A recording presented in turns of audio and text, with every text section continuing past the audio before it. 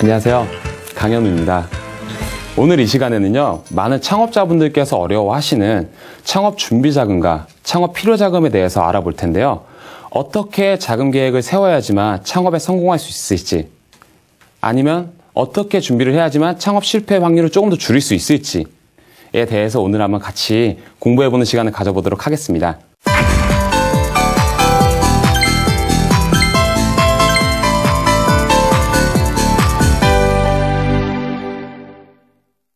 네, 오늘 보시게 될 목차입니다. 첫 번째는요, 창업 준비자금에 대해서 설명을 드릴 거고요. 두 번째는 창업 필요자금에 대해서 설명을 드리겠습니다. 그럼 먼저 오늘의 첫 번째 주제인 창업 준비자금부터 한번 살펴보도록 하겠습니다. 창업 준비자금이란 무엇일까요? 그렇죠. 창업 준비자금은요, 창업을 위해서 준비되어 있는 자기 자본을 이야기를 합니다. 그런 말 혹시 들어보셨나요? 계획이 없는 목표는 한낱 꿈에 불과하다는 얘기가 있습니다. 어떠한 일을 함에 있어서도요, 그만큼 계획이 중요하다고 얘기를 하는 건데요. 창업 준비자금 역시 마찬가지입니다. 창업 준비자금이 제대로 마련되어 있지 않다면요, 어떤 창업을 하시든지 간에 100점 100패의 확률을 가지고 오실 겁니다. 그럼 창업 준비자금이 왜 필요한지에 대해서 한번 살펴보도록 하겠습니다. 네, 첫 번째 이유입니다. 창업 준비자금이 필요한 이유는요, 준비자금에 대한 무제한 상태에서 창업에 뛰어들어서 실패하는 경우가 많기 때문입니다. 한 가지 예를 들어 볼까요? 나는 돈이 되게 많은 사람입니다. 근데 창업은 되게 하고 싶었어요. 근데 어떤 창업을 해야 될지는 모르고 있었던 거죠. 근데 정말 몫이 좋은 자리에 갑자기 딱 건물이 난 거예요. 저는 어떤 창업을 해야 될지도 모르고요. 다른 세입자들이 그 몫에 들어올까봐 무서워서 그 건물을 덜썩 계약을 하고 맙니다. 그게 아니라면은요, 또한 내가는 돈이 많기 때문에 내가 많은 돈을 가지고 있는데 어떻게든 되겠지. 이러한 안일한 생각들이요, 창업을 실패를 하게끔 만드는 계기가 됩니다. 대부분의 창업자들도요, 3분의 1 정도는요, 이러한 실수로서 창업의 실패의 쓴맛을 보게 됩니다. 두 번째는요, 최대한의 수익 창출과 최소한의 자금 손실을 방지하기 위함입니다. 이게 뭐냐면요, 구체적인 자금 계획을 수립함으로써 자금 자체를요, 조금 세분화를 시키는 겁니다. 알맞게 창업 비용을 지불해서 좀 더 아낄 수 있는 부분은 아끼시고요. 모자라는 금액에 대해서는 대출금도 조금 줄이시면서 꼼꼼한 자금 준비 계획이 필요한 것입니다. 네, 자, 그럼 이제 자금 계획을 어떻게 세우는지에 대해서 조금 더 살펴보도록 하겠습니다. 첫 번째는요, 현재와 미래를 생각하며 준비자금을 계획하기입니다. 조금 더 자세히 살펴볼까요? 창업을 장기적으로 계획하고 현재의 자금상을 고려해 미래까지 준비하기입니다. 자, 그러면은요, 창업 자체는요, 그걸 장기적으로 봐야 될까요? 아니면 단기적으로 봐야 될까요? 하루아침에 대박을 노리시는 그런 창업자분들이 아직도 계신가요? 아니죠. 창업이라는 것 자체가 하루아침에 대박이 난다면은 너도 나도 모두 다 창업을 하고 있지 않겠습니까? 뭐냐면은요, 창업은요, 적게는 2년에서 3년 정도 생각을 하시고요, 자기 자본금이 얼마나 되는지 고려를 해보신 후에 미래까지 준비하시는 겁니다. 단타로 치고 빠지는 건 절대 아닙니다. 자, 두 번째로는요, 내가 가진 자금을 잘 파악하기입니다. 제가 가지고 있는 자본금이 얼마인지를 먼저 파악을 하셔야 됩니다. 제가 가지고 있는 자본금 자체가 1억 정도입니다. 1억인데 1억 5천만 원의 창업 비용이 발생된다면요, 그 남은 사이에 있는 5천만 원은 대출을 받아야 되겠죠. 근데 그 5천만 원이 아니라 내가 가지고 있는 자본금이 알고 봤더니 1억 1천만 원인 겁니다. 그러면은 4천만 원에 대한 대출 이자만 썼어도 되는 건데 굳이 5천만 원을 빌림으로써 그 나머지 차익부터 이미 시작부터 손실을 보고 시작을 하게 되는 것이죠. 네, 또한 내가 가진 자금 수준에 맞는 창업을 준비를 하는 겁니다. 제가 가진 금액은 5천만 원밖에 없어요. 근데 저는 레스토랑 사장이 되는 게 너무나도 꿈이었던 거죠. 레스토랑을 차려고 왔더니 10억 정도가 들어간대요. 꼭 이거를 해야 되겠다는 생각을 하다 보니까 남은 부분들을 대출이 안 될 뿐더러 행여나 된다고 하더라도 그 남은 부분들을 전부 다 대출 이자로서 내야 되는 겁니다. 그래서 분수에 맞게끔 자기 자금 수준에 맞는 창업 준비를 계획하셔야 됩니다. 자, 세 번째는요, 자신의 현재 여건과 타협하지 않기입니다. 이거를 조금 예를 들어 보자면요, 인테리어 비용으로 3천만 원이라는 자금이 필요한 거예요. 근데 나는 인테리어 비용을 무조건 3천만 원만 할 거야 라고 해서 3천만 원에 맞추는 계획이 들어가면 안 되고요. 어떠한 인테리어를 이렇게 꾸며야지 라는 생각을 하신 후에 자금 그 후에 들어와야 되는 겁니다. 전자로 가면은 절대 안 되는 겁니다. 네, 다음은요. 조금 더 구체적으로 한번 살펴볼게요. 준비자금 계획 방법입니다. 첫 번째는요. 현금화 시킬 수 있는 총 자산을 파악하셔야 돼요. 이 말이 뭐냐면요. 내가 가지고 있는 자산이나 아니면은 금융 자산들 있죠. 그런 것들을 전부 다 합쳐서 내가 얼마 정도를 현금화 시킬 수 있고 얼마 정도를 제가 총 자산으로 가지고 있을 수 있는지를 한번 살펴보셔야 됩니다. 두 번째는요. 총 창업 투자 비용 중에 3분의 2 이상을 자기 자본금으로 시작을 하셔야 됩니다. 왜 그러냐면요. 내 자본금이 3분의 2 이상이 되지 않는다면은 정말 작은 돈으로서 시작을 한다면은 대출이 발생이 되겠죠. 아무리 대박이 난다 한들 남은 부분들이 대출 이자로서 모두가 다 빠지기 때문에 웬만하면은 자기 자본금의 3분의 2 이상을 자기 자본금으로서 시작하는 것을 추천드립니다. 자, 마지막으로는요. 활용이 가능한 타인 자본을 확인 및 확보를 해야 됩니다. 앞선 바에서 두 군데를 봤을 때 이제 내 자본금이 어느 정도인지를 이제는 아신 겁니다. 1억이 됐든 1억 5천이 됐든. 근데 제가 3억이라는 돈에 들어가는 창업을 하려고 하는데 남은 부분들을 이제 자금을 조달을 해야겠죠. 필요한 부분들을 채워 넣어야 되겠죠. 네, 이런 경우에 어떠시냐면요. 자기 자본금이 마련돼 있으면은 이제 빌리게 되는데요. 4대 보험이 적용이 되는 월급쟁이들 같은 경우에는요. 자기 연봉의 2배까지는 창업 자금이 대출이 된다고 합니다. 하지만 저희는 그런 직장인들이 아니죠. 다 자영업자이시죠. 저에게는 한낱 꿈에 불과한 이야기입니다. 네, 그렇다면은요. 정부 정책 자금으로서 운용되는 기관을 최우선적으로 알아보시는 것이 가장 좋습니다. 정부 정책으로 운용되기 때문에 가장 믿을만하고 조건 역시 좋기 때문입니다. 그렇다면은 그 이후에 더욱 필요한 자금은요. 금리와 한도 등에 맞춰서 자신에게 용이한 조건에 맞춰 자본을 확보하시면 되겠습니다.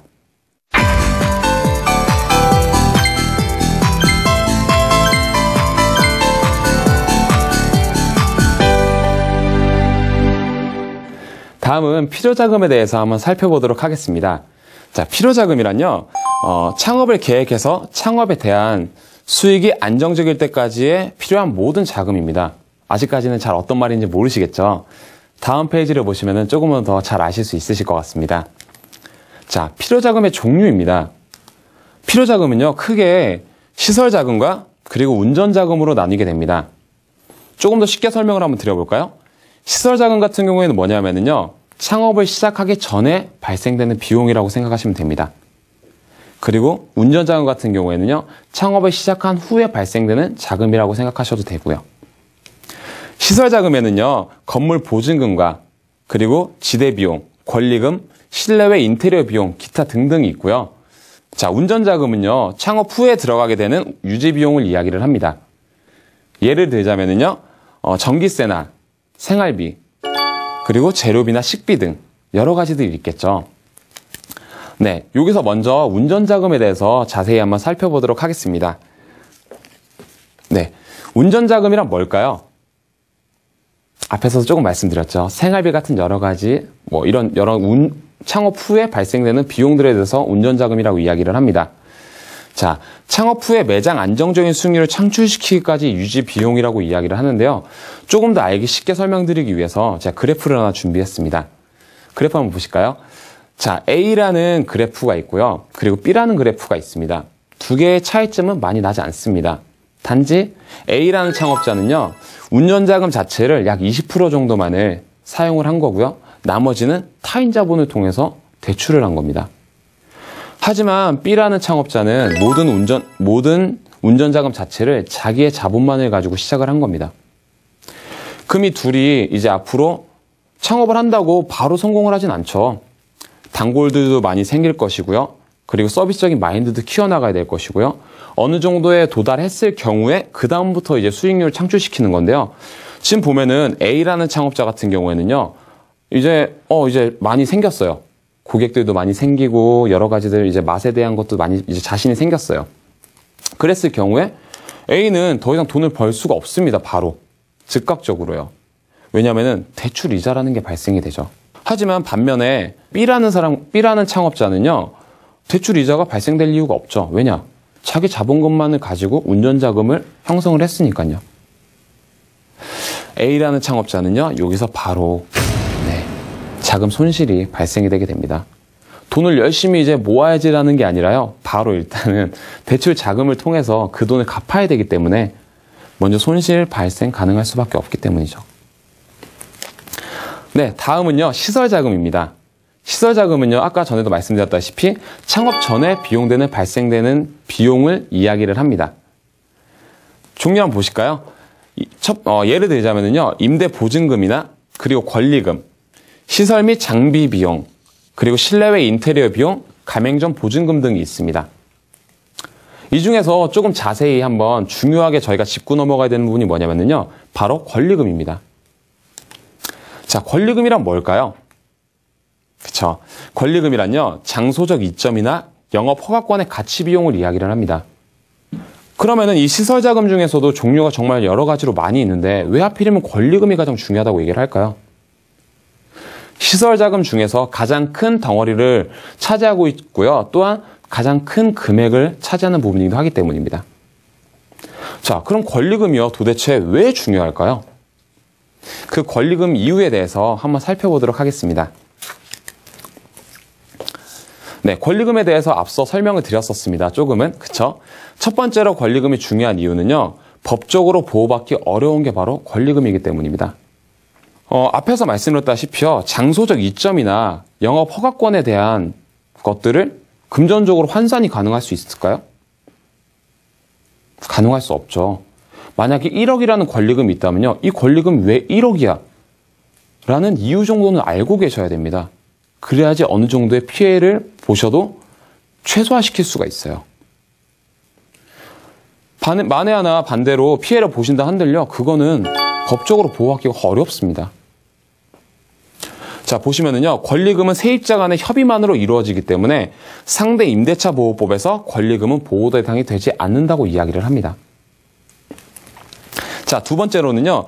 권리금이 중요한 이유는요. 자금 손실을 방지할 수 있기 때문입니다. 네, 권리금의 유형별 정보만 알고 있어도 세입자 간의 협의에서 알맞은 권리금 측정이 가능하기 때문에 자금 손실 방지가 미연에 가능합니다. 이게 뭐냐면요, 이제 뒤에서 말씀드리겠지만 권리금의 종류에도 여러 가지들이 있습니다. 그것들의 어떤 유형이 있고 그 유형별로 어떻게 권리금을 계산을 해야 되는지를 자세히만 알아놓으신다면요, 자금 손실을 방지할 수 있기 때문입니다. 그렇다면은 이 권리금의 종류에 대해서 한번 다음 페이지에서 한번 살펴보도록 하겠습니다. 네, 권리금의 종류입니다. 크게는 세 가지로 나뉠 수가 있습니다. 첫 번째로 바닥 권리금과 두 번째로 시설 권리금, 마지막으로 영업 권리금이 있습니다. 조금 더 쉽게 한번 설명을 드려볼까요? 바닥 권리금 같은 경우에는요, 창업 해당 지역의 상권에 대한 가치 비용입니다. 예를 들자면 강남 역세권에 있는 바닥 권리금과 어느 한 시골에 있는 바닥 권리금 중에 어떤 게 더 높을까요? 강남 역세권에 있는 바닥 권리금이 훨씬 더 높겠죠. 조금 이해가 되셨나요? 네. 두 번째로는요, 시설 권리금입니다. 시설 권리금은 창업 매장의 실내외 인테리어 및 장미 등의 비용을 이야기를 합니다. 이것도 조금 쉬운 예로 들어서 말씀을 드려볼게요. 제가 노래방 창업을 너무 하고 싶은 거예요. 그래서 이곳저곳을 알아보다가 어디를 한 군데를 딱 갔는데 거기가 노래방을 하는 곳이었던 거죠. 저는 노래방 창업을 목표로 하고 있었는데요. 그렇게 된다면 저는 그 분에게는 노래방 비용에 대한 나머지 인테리어 비용이나 아니면 노래방 장비 등에 대한 비용들이 있죠. 그 비용들을 제가 지불할 수가 있습니다. 하지만 반대로 제가 노래방을 오픈하려고 창업하려고 갔더니 그곳이 당구장이었던 거예요. 그러면은 반대로 제가 그 당구장 사장님께 역으로서 이제 인테리어 비용, 철거 비용 같은 것들을 받을 수가 있는 거죠. 이해되시나요? 네. 마지막으로는 영업 권리금입니다. 어떻게 보면 조금 중요한 부분일 수도 있지만 어떻게 보면 되게 간단하기도 합니다. 매장의 인지도 및 매출에 대한 가치 비용입니다. 노래방을 창업하려고 봤습니다. 이곳저곳을 알아보다 보니까요, 한 대학가에 정말 술집들이 여러 가지들이 있는 술집에 노래방은 딱 이 하나인 거예요. 연매출은 1억이 넘어갑니다. 그런 곳에 권리금이 1억이라고 한다면요, 충분히 지불할 수 있는 권리금이 되는 거죠. 영업 권리금이 되는 거죠. 근데 똑같은 대학가에 똑같은 술집들도 여러 가지 있지만 노래방 역시 많은 거예요. 1년에 연매출은 3천도 나오지가 않아요. 근데 그런 곳에서 영업 권리금 자체를 1억을 달라고 한다면은 그거는 맞는 것일까요? 아니겠죠. 3천만 원의 매출도 나오지 않는 곳이라면은 최소한 3천만 원의 미만으로서 금액을 설정해도 되는 것입니다. 자, 어떻습니까? 창업자금 마련에 많은 도움이 되셨습니까? 생각보다 어렵지 않은 내용이지만 조금 복잡하게 생각하시기 때문에 이 모든 게 다 어렵다고 생각이 되는 것입니다. 마지막으로 창업 준비자금 및 필요자금의 10개명에 대해서 말씀을 드리겠습니다.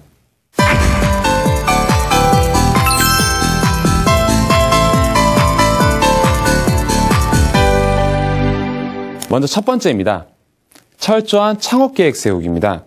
이거는 뭐냐면요, 철저하게 창업계획을 세워서 장기간으로 생각해 여러 가지 권리금과 그리고 기타 자본을 아끼자라는 말입니다. 제가 앞에서 말씀드렸죠. 창업 자체는요, 단기적으로 생각하시면 절대 안 된다고요. 창업은 무조건 조금 길게 보셔야 됩니다. 하루아침에 떼부자가 되는 창업은 정말 희박합니다. 정말로 준비를 잘 하면서 철저하게 창업 계획을 세운 후에 다가가셔도 늦지 않습니다. 네, 두 번째는요, 자기 자본에 맞는 창업 계획을 세우자였습니다. 기억나시나요? 5천만 원밖에 내가 가지고 있지 않는데 10억의 레스토랑을 나는 창업을 하고 싶기 때문에 무조건 그걸 할 것이다. 그래서 무리하게 설정을 한 후에 자기 자본에 맞지도 않게끔 창업 자본 계획을 세우는 것이었습니다. 이런 것들은 절대 하시면 안 되겠죠. 자기의 형편에 맞게끔 자기가 가지고 있는 자본금에 맞춰서 창업 계획을 세우셔야 됩니다. 네, 세 번째는요, 자신에게 용이한 창업 대출을 알아보셔야 됩니다. 뭐냐면요, 창업 대출 같은 경우에는요, 자신에게 더욱 용이한 자금 확보를 위해서 노력해라는 말로요, 금리나 한도 같은 것들을 잘 알아보고 대출하자였습니다. 기억하시죠? 네. 네 번째는요, 창업 자금 중에 3분의 2 이상은 자기 자본으로 시작하자였습니다. 자, 자본금 자체가요, 적은 소자본으로서 시작을 하면은 나머지 부분들을 다 제출 금리로서 땡겨야 되겠죠. 그렇게 된다면은 어찌됐든 작은 금액인데 작은 금액으로서 큰 창업을 하다 보니까 대출에 발생되는 손실 같은 것부터 시작을 하면은요, 내가 돈을 아무리 벌고 있어도 창업이 아무리 성공한 것 같아도 그 갭은 치유하기가 힘듭니다. 자, 다섯 번째는요, 필요 운전자금을 확신하게 구분하기였습니다. 이거 아까 말했던 거 기억나시죠? 필요자금과 운전자금을 확신히 구분해서요, 특히 운전자금을 알맞게 설정을 해야 되는 것입니다. 그래야지만 손실을 많이 줄일 수 있고요. 아까 그래프 보여드렸던 거 기억나시죠? A와 B 해서 이 창업자금을 작게 설정했던 분과 창업 운전자금을 많이 설정하셨던 분, 자기 자본금을 가지고만 설정하셨던 분과의 차이점. 어느 정도 일정 궤도에 올라갔을 때도 B라는 고객분께서는 자기 운전자금만을 가지고 시작을 했기 때문에 그때부터 수익률이 발생이 되지만요, A라는 분 같은 경우에는 너무나 적은 운전자금으로서 나머지 부분을 다 대출로서 운전자금을 채워놨었기 때문에 아무리 창업에 이제 성공을 하려고 해도 B과는 많은 차이가 있겠죠. 운전자금 자체를, 자기 자본금 자체를 적게 설정을 했기 때문에요. 기억하시죠? 네, 다음은 여섯 번째입니다. 비교 견적을 꼼꼼하게 파악하기입니다. 네, 이건 뭐냐면요, 한 군데 조건만 보지 말고요, 여러 군데 조건을 다 따져보셔야 됩니다. 약국을 하나 하려고 해도, 슈퍼를 하나 하려고 해도요, 하나하나의 조건들을 다 따져보신 후에 그 다음에 창업을 준비하셔야 되는 것입니다. 네, 일곱 번째는요, 대출 정보를 기다리기보다는 찾아다니자입니다. 이 말이 뭐냐면요, 제2금융권이나 3금융권, 4금융권에서요, 전화 상담이나 아니면 방문이 오기만을 계속 기다리시는 게 아니라요, 직접 알아봐야 됩니다. 네, 자신에게 좀 더 용이한 조건에, 예를 들어서 금리가 낮고 그리고 혜택이 더 큰 국가재정정책기관에서 실행하는 혜택을 챙기자라는 말이었는데요. 예를 들어서 인테리어 비용 같은 경우에는 한 인테리어 회사가 아니라 여러 군데 인테리어 회사들을 비교를 해보고 한 후에 결정을 하는 것도 늦지 않다는 얘기입니다. 8번째로는요. 주변 정세를 잘 파악하기입니다. 정부 정책이나 정보를 잘 수집하여서 창업하고자 하는 곳의 정세를 잘 살피는 것은 기본이겠죠. 네. 예를 들어서 신도시 개발 소식 같은 것은 영향을 안 받을래야 안 받을 수가 없겠죠. 네. 9번째는요. 영업 권리금을 산정하고 철저히 하기입니다. 대략 한 1년 정도의 1년을 기준으로 실제로 운용되는, 아까 말씀드렸었죠. 영업 권리금에 대해서. 거기서 1년 동안 얼마만큼의 비용이 발생되는지, 1년에 3천만 원을 버는 것과 1년에 1억을 버는 것을 똑같은 권리금을 주고 같은 노래방이라는 이유 하나만으로서 같은 권리금을 줄 수는 없지 않습니까? 제가 창업을 하려는 곳에 영업 권리금을 철저하게 산정을 하셔야 됩니다. 1년에 이곳은 얼마를 버는지, 여기서부터 여기까지의 얼마 정도를 벌 수 있는지에 대해서 그런 것들을 철저하게 조사하신 후에 영업 권리금을 산정을 하셔서 지불을 하시는 게 좋습니다. 네, 마지막 10번째로는요. 타 업종 영업 권리금 지불은 피하기입니다. 시설 권리금에 해당되는 내용이었죠. 아까 두 번째에 나왔던 시설 권리금 생각나시나요? 네, 영업 권리금 바로 전에 말씀드렸던 건데요. 내가 노래방을 창업하려고 하는데 당구장이라는 곳에 노래방을 창업할 수는 없지 않습니까? 같은 노래방끼리면은 이제 인테리어 비용을 지불할 수도 있고요. 아니면 여러 가지 비용들을 지불을 하면서까지 노래방을 할 수는 있지만 당구장에 굳이 제가 인테리어 비용이나 아니면 시설 비용을 지불할 수는 없지 않습니까? 그럴 때는 반대로 그 분께 인테리어 비용, 철거 비용을 지불받을 수 있는 것입니다. 그런 것들도 산정하시다 보면은 권리금을 어느 정도 신경을 쓰실 수 있으십니다.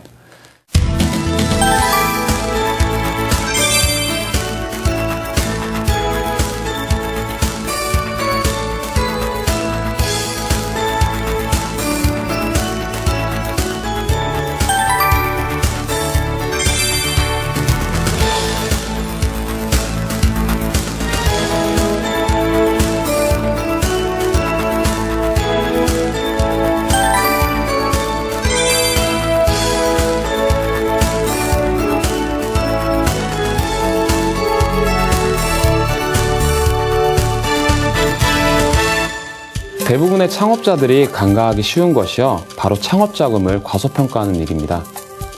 그렇게 과소평가된 창업자금들은요. 적자를 더욱더 나타내게 되죠. 이러한 적자를 보지 않기 위해서는요. 창업 준비 계획을, 자금 계획을요. 더욱더 신경을 쓰셔야 됩니다. 돌다리도 두드려보고 건너자 잊지 마시기 바랍니다. 이상으로 강현우였습니다. 감사합니다.